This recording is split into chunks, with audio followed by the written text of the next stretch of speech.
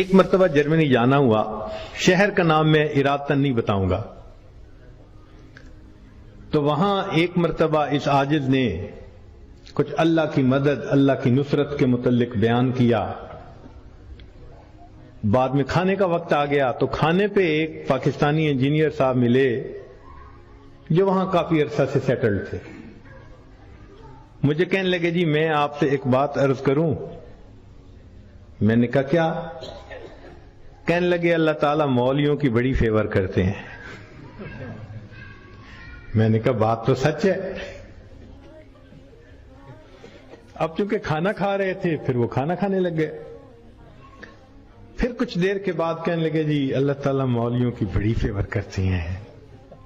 اب میں نے دیکھوں ظاہر میں کہ وہ تو بے شک نہ داڑھی تھی نہ کچھ تھا، ایک عام جیسے انجینئر کی زندگی ہوتی ہے، ایک خوبصورت نوجوان تھا عام زندگی گزارنے والا۔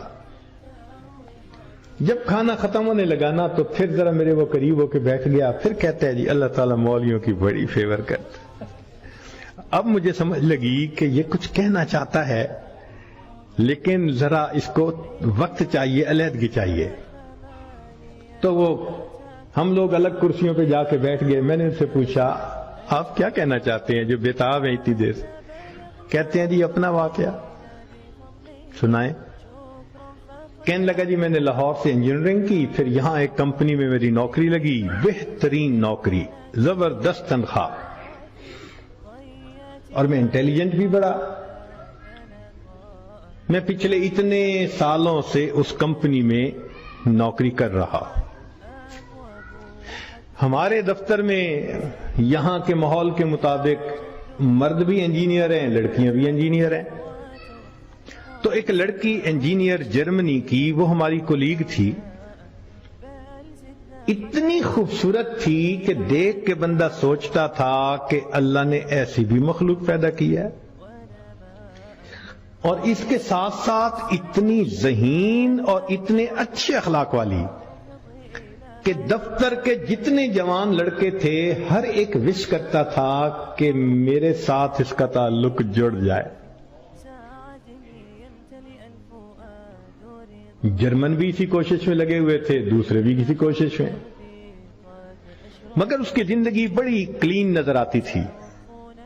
وہ کام کی بات کرتی تھی، جو ذرا کام کی بات کے علاوہ کرتا تھا ایسا جواب دیتی تھی کہ اگلے کو جرت ہی نہیں ہوتی تھی بات کرنے کی۔ ہم لوگ دوپہر کے وقت چھٹی ہوتی تو پھر کھانا کھا لیتے تھے، کمرہ بنا ہوا تھا۔ ایک دن میں نے کھانا نہ کھایا، پھر دوسرے دن کھانا بھی نہ کھایا، تیسرے دن جب میں نے کھانا نہ کھایا تو اس نے مجھ سے پوچھ لیا کہ فلاں آج کل آپ دوپہر میں کھانا نہیں کھا رہے؟ میں نے کہا اس لیے کہ وہ میں مسلمان ہوں اور ہمارا رمضان المبارک شروع ہو گیا ہے اور میں فاسٹنگ کر رہا ہوں۔ اس نے کہا یہ کیا ہوتی ہے؟ تو میں نے بتایا روزہ کیا ہوتا ہے۔ اس کو تھوڑا انٹرسٹ فیل ہوا، کہنے لگا میرے لیے تو بہت ہی اچھا ٹاپک مل گیا۔ میں نے بھی کھول کھول کے بتایا فاسٹنگ کیا ہوتی ہے، اور اس کے انٹرسٹ کو دیکھ کے کہا اچھا میں باقی باتیں تمہیں کل بتاؤں گا۔ اگلے دن پھر میں نے اس سے کوئی بات کی، ہماری بات رمضان شریف پہ چلنی شروع ہو گئی، اور وہ بھی اس کھانے کے وقت میں کچھ دیر بیٹھ کے مجھ سے اسلام کے بارے میں کوئی بات سن لیتی۔ میری کوشش یہ تھی کہ رمضان شریف کے دوران میری بات چیت اتنی شروع ہو جائے کہ کمفرٹیبلی ہم ایک دوسرے سے کمیونیکیٹ کرنے لگ جائیں۔ جرمن لڑکے مجھے دیکھتے تو وہ مجھ سے بڑے خفا ہوتے، یہ اس کے ساتھ بیٹھ کے کیوں 10 منٹ باتیں کرتا ہے، بھئی جب سے ہم سے 1 منٹ بھی بات نہیں کرتی۔ خیر رمضان شریف ہونے تک مجھے اتنا اندازہ ہو گیا کہ اس کے ذہن میں اسلام کے بارے میں مزید جاننے کا بھی شوق موجود ہے۔ تو میں نے کچھ انگریزی کی کتابیں بھی اس کو منگا کے دیں کہ پڑھو، اور میں تو چاہتا تھا اللہ کرے یہ مسلمان بنے، پھر تو ہمارا ہی نمبر لگے گا، کیونکہ باقی تو سارے یہاں کافر ہیں۔ بڑی میری کوشش تھی اور میں بڑے خلوص سے کوشش کر رہا تھا یہ مسلمان بن جائے کہ اللہ کی شان۔ کہ جو باتیں میں بتا سکتا تھا میں نے بتائیں، اور کچھ باتیں اس کو میں نے کہا کہ بھئی تمہارے قریب اگر کوئی مسجد ہے، وہاں عالم ہے، تو ان سے کوسچن پوچھ لو۔ 6 مہینے اس لڑکی نے اسلام کو سٹڈی کیا، اور ایک دن آ کے وہ مجھے کہنے لگی کہ کل میں نے کلمہ پڑھ لیا ہے، اور میں نے دیکھا کہ اس نے اپنا سر بھی ڈھکا ہوا تھا۔ تو یہ اس بات کی دلیل تھی کہ یہ مسلمان بن چکی۔ میری تو خوشی کے انتہا نہیں تھی۔ میں نے عشاء کے بعد 10 رکعت شکرانے کے نفل پڑھے کہ یہ مسلمان بن گئی۔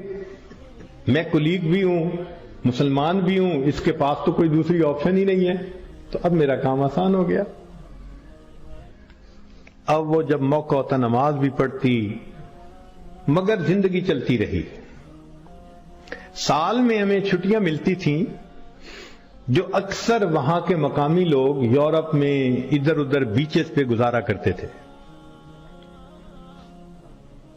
بات چلی کہ بھئی اس دفعہ چھٹیوں کا پروگرام کیا ہے؟ اس نے کہا کہ میرا ارادہ ہے کہ میں اس دفعہ ٹرکی جاؤں گی، سنیں وہاں بہت مسجدیں ہیں اور بہت علماء ہیں، میوزیمز ہیں، تو مجھے ذرا اسلام کو اور زیادہ سٹڈی کرنے کا موقع مل جائے گا۔ میں نے سوچا ترکی جائے گی تو میرا کیا فائدہ؟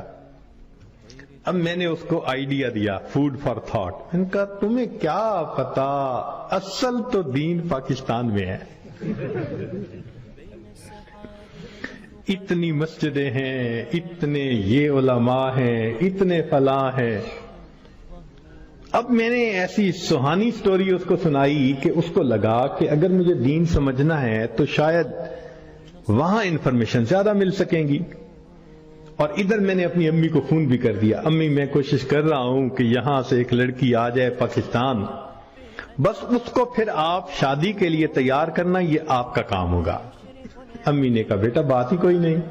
میری بہن ایک ایم اے انگلش تھی، ایک ایم اے اکنامکس تھی، بہنوں نے بھی کہا تم ایک دفعہ لے آؤ اس کو، ہم اس کو تیار کر لیں گی، مسئلہ ہی کوئی نہیں۔ اب میری کوشش کہ کسی طرح یہ سفر کرے۔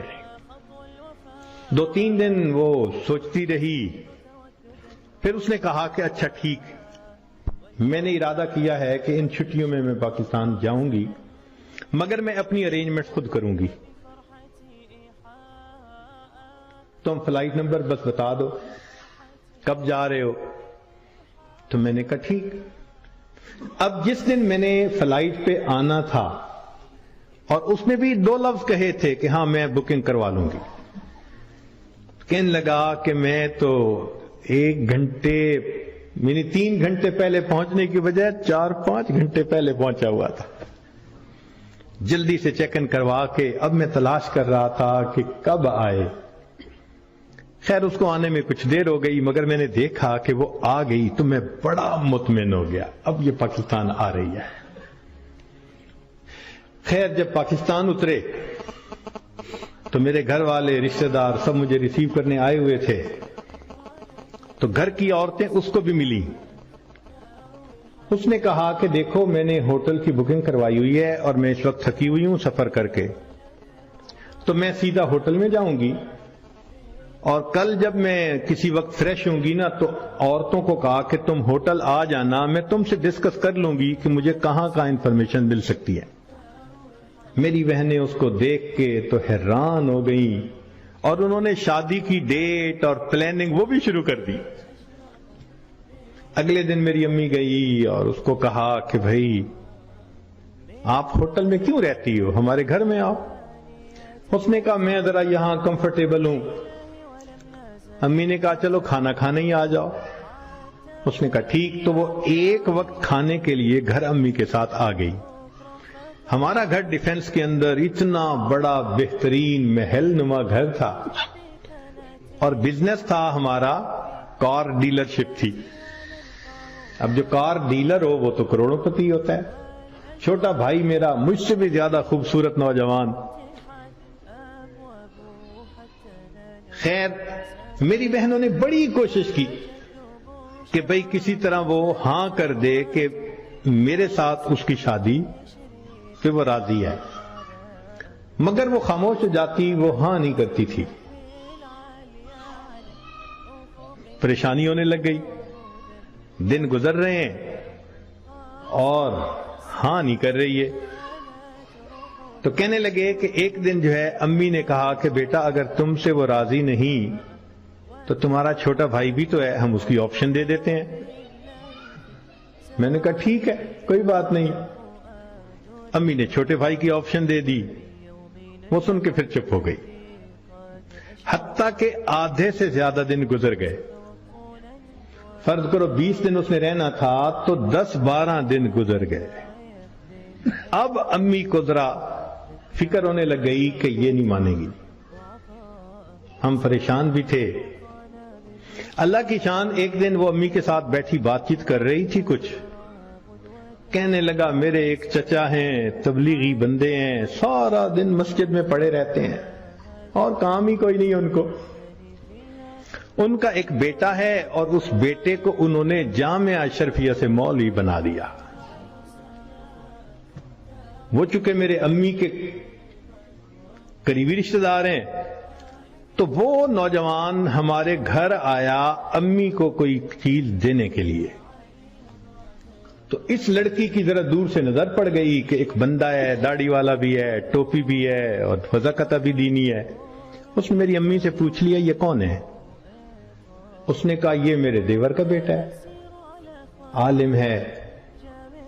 اس نے کہا اچھا میں نے جو کچھ مسئلے پوچھنے تھے وہ میں اس سے پوچھ سکتی ہوں؟ امی نے کہا ہاں.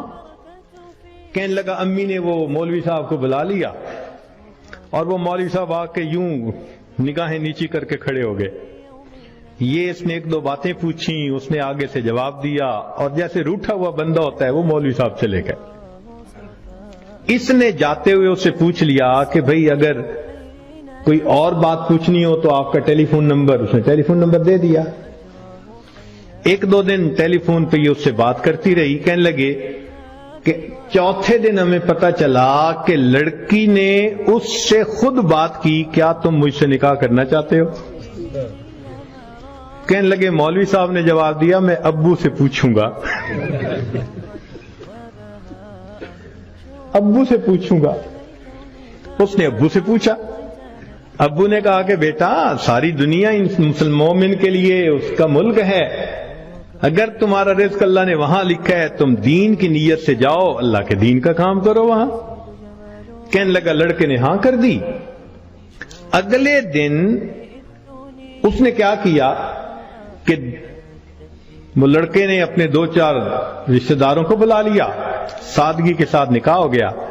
لڑکی اس کو لے کے اسلام آباد ایمبیسی چلی گئی اور ایمبیسی میں اس نے اپنا سٹیٹس دکھایا, پورا دکھا کے کہا کہ میں آئی تھی چھٹیاں گزارنے, اس کے ساتھ میرا نکاح ہو گیا ہے, کاغذات ہوتے رہیں گے, میں نے ہے 4 دن میں واپس جانا, کیا آپ اس کا ملٹیپل ویزا لگا سکتے ہیں؟ کہنے لگے کونسلر کو اس کی پرسنالٹی, اس کی بات چیت, اس کی نوکری اتنی جسٹیفیکیشن نظر آئی, اس نے چھوٹتے ہی 5 سال کا ملٹیپل ویزا لگا دیا. کہنے لگا چھٹیاں ختم ہونی تھی, وہ لڑکی اپنے وہ جو مولوی صاحب خاوند تھے ان کے ساتھ چلی گئی. محنت میں نے کی, اللہ نے فیور مولوی کی کر دی.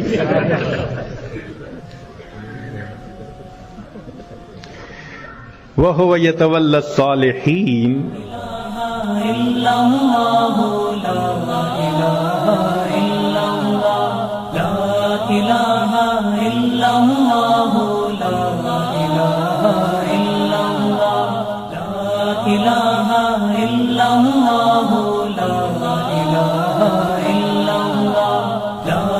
لا